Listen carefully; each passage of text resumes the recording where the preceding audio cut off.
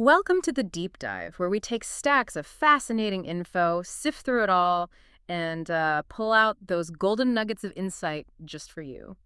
Today, we're plunging into something pretty profound, I think. It's challenging, definitely, but also increasingly common for so many people.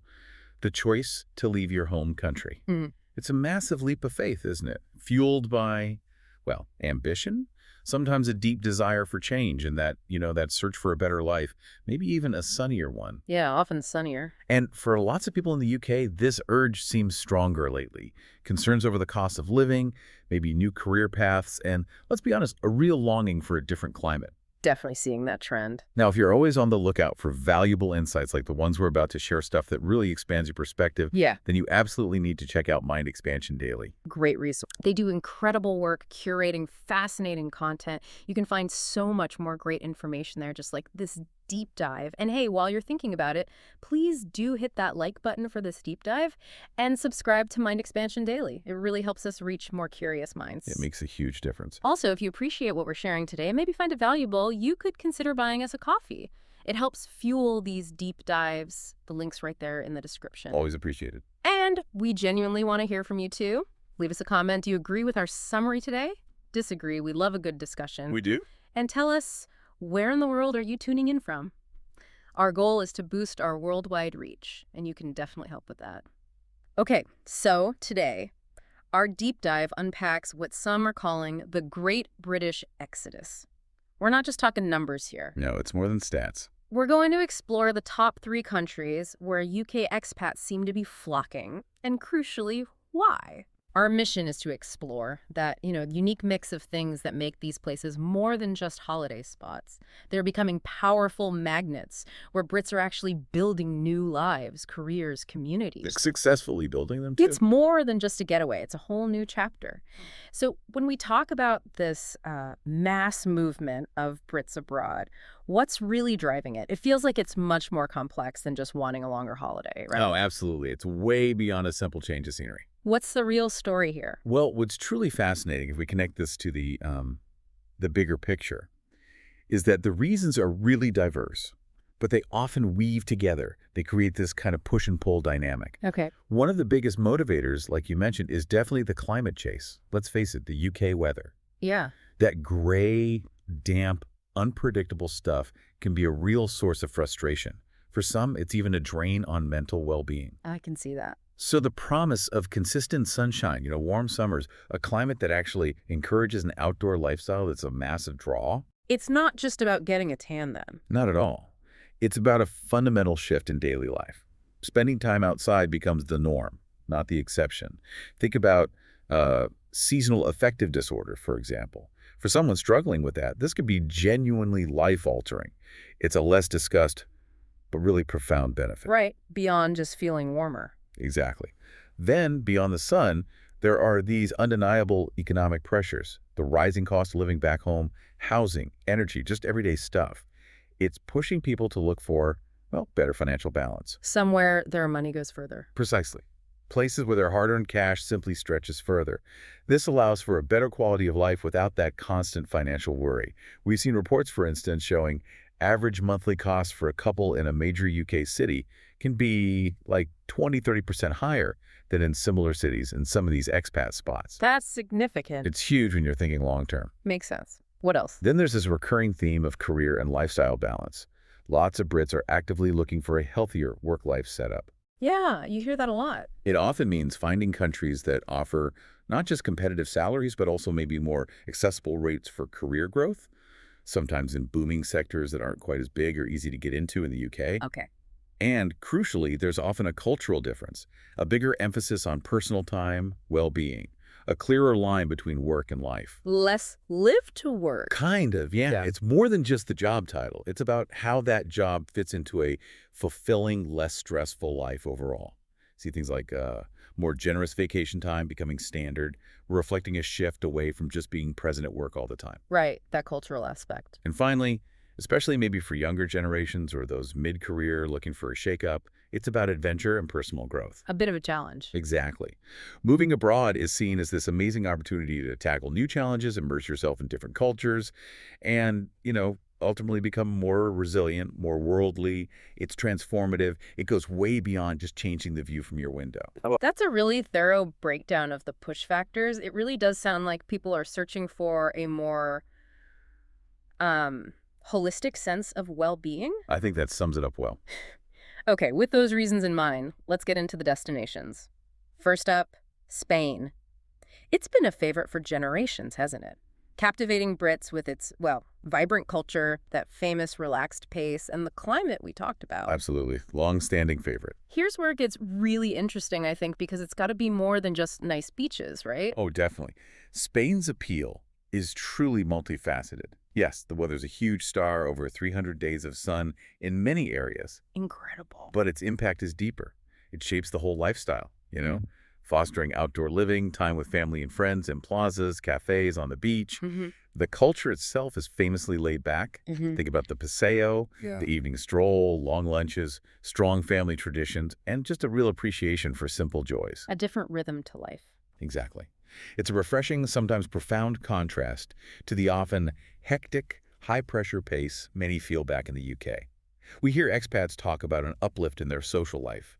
That kind of organic community feel can be harder to find back home sometimes. It can actually reduce feelings of isolation. That's interesting. What about the practical side? Money. Well, from a practical view, moving to Spain is often a very shrewd financial move.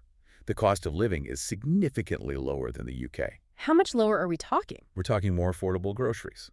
Studies suggest a basket of essentials can be, say, 15–20% cheaper. Eating out is more accessible. And crucially, property prices are way more attainable. Even in popular areas. Well, okay, major cities like Madrid or Barcelona can be closer to London prices. But popular expat areas, Costa del Sol, the Canaries, quieter inland spots, your pound really does stretch further there. Right. And this affordability lets many expats enjoy a higher standard of living. Maybe they eat out more often. Maybe they could even retire earlier than planned. It's not just spending less, it's getting more value. Makes sense. And fitting in. Is it easy? That's another key thing, and often a real lifeline. The huge expat network. In areas with big British communities, newcomers find amazing support, advice, a sort of comforting sense of belonging. So you're not totally isolated. Exactly. This network really smooths the transition. It offers familiarity, but still encourages you to, dive into the local culture. You'll find British shops, sports clubs, social groups, all that stuff. Okay. Plus, generally, Spanish people are really friendly. And it's relatively easy and cheap to travel back to the UK. Frequent flights mean you can keep those vital connections home without feeling completely cut off. That robust network sounds like it really softens the landing, makes the practical stuff easier. It really does. But for some, maybe the pull isn't just ease, it's a complete change, a different continent entirely. Which brings us to Australia. Big leap geographically. Yeah, geographically miles away, but culturally, surprisingly similar in some ways. Australia's long been a dream destination, offering that mix of city life, incredible nature, and that sort of can-do vibe. What really stands out about the pull to Oz? Well, you hit on it that cultural familiarity is a massive advantage. Shared language, similar legal system, broadly similar cultural norms. It just makes that initial transition so much smoother. No language barrier to tackle straight away. Exactly. That's a huge relief when you're already adapting to a new country. Yes. But the real draw of the Aussie lifestyle is that it often feels like a sunnier, more relaxed, maybe more optimistic version of the UK. How so? There's just this huge emphasis on outdoor activities. Surfing, hiking, beach barbecues literally every weekend, sports clubs being central to communities. It really defines the day-to-day for so many people. Life lived outdoors under the sun. Sounds appealing. What about work, opportunities? Economically, Australia offers a genuinely thriving job market. The economy is strong, diverse mining, tech, healthcare, finance, construction, you name it. So good prospects for Brits. For many UK professionals, yes. It often translates into chances for better paying jobs and solid career progression that might be tougher to find back home. Average salaries in some fields can be significantly higher, which helps offset the slightly higher cost of living in the big cities. Right. And importantly, for many skilled Brits, it's not just about finding any job. There are specific visa programs designed to attract their skills, like the Skilled Independent Visa or employer-sponsored ones. This makes the whole immigration process a bit more structured for qualified people. A clear pathway. Yeah. And beyond the money, Australia really does have a well-deserved reputation for promoting a healthy work-life balance, Better than the UK. Often. often perceived that way. Many companies offer generous vacation time, 4 weeks. Minimum is pretty standard, and increasingly flexible work arrangements. It reflects a national sort of commitment to a life that isn't just about the 9 to 5. Hmm. And the country itself offers such a blend.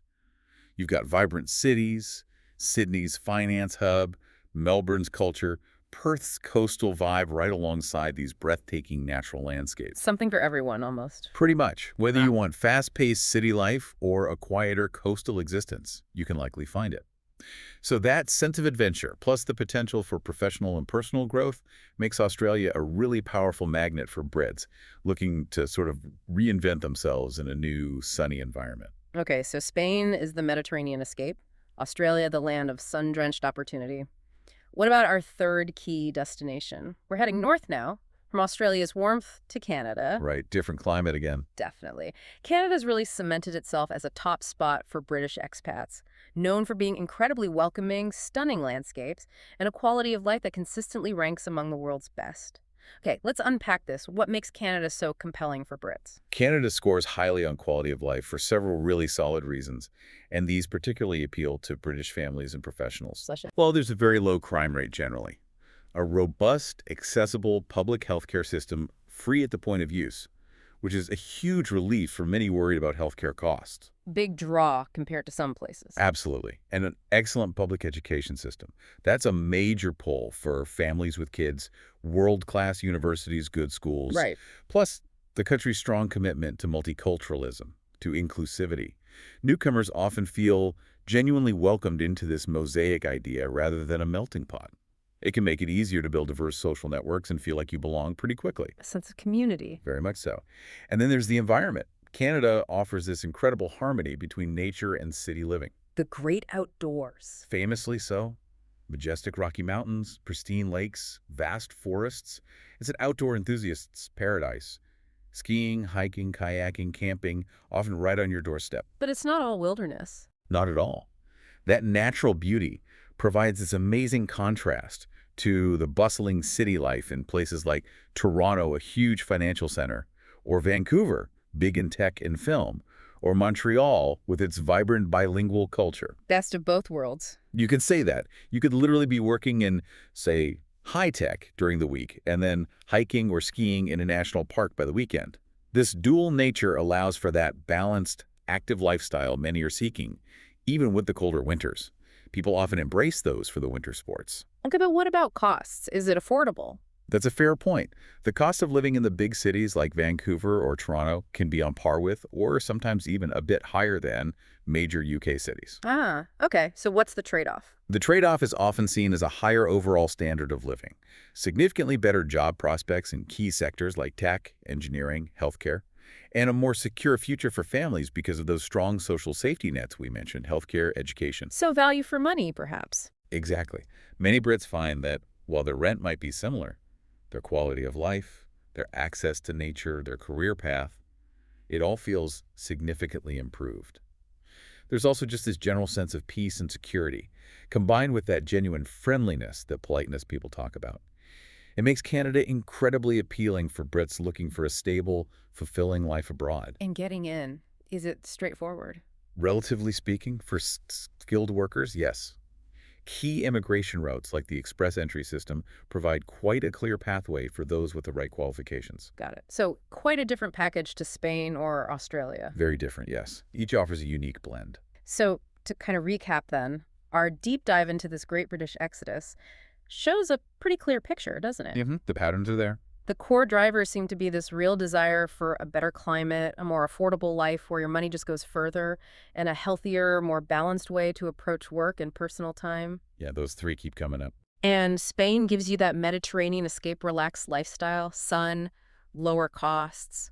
Australia offers that familiar but sunnier culture, booming jobs, big focus on outdoors and work-life balance. Right. And Canada, the northern frontier, delivers top quality of life, strong social support, and that amazing mix of city sophistication and wild nature. Three very compelling but different answers. Exactly. They represent this blend of maybe familiarity and exciting adventure for people ready to take that huge leap.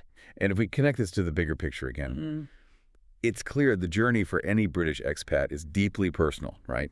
Driven by their own dreams, their own circumstances. Of course. But the patterns we talked about today really show what people are looking for almost universally.